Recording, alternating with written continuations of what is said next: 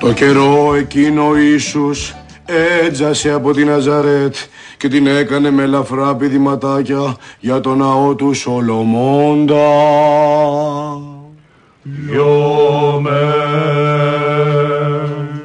Εκεί έφαγε φρίκα, βλέποντας το ναό να έχει μετατραπεί σε οίκο αγοραπολισίας υλικών αγαθών, κάτι σαν το factory outlet.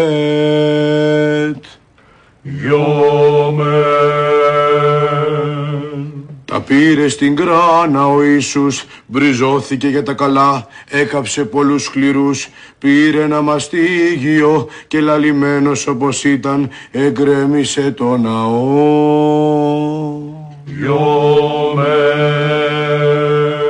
Και φώναζαν οι μαθητές αυτού, κουλάρισε δάσκαλε, δάσκαλε χαλαρουίτα. Χαλαρουίτα.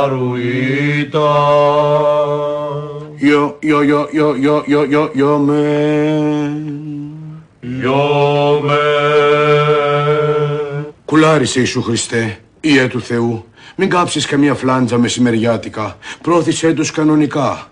Είναι όλοι τους μπίου και σώσον ημάς από του πονηρού.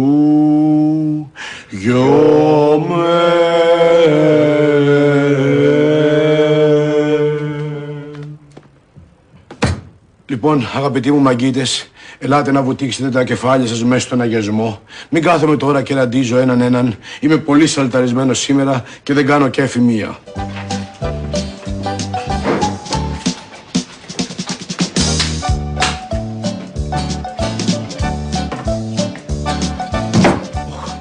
Βρήκε στεφάνι αυτός.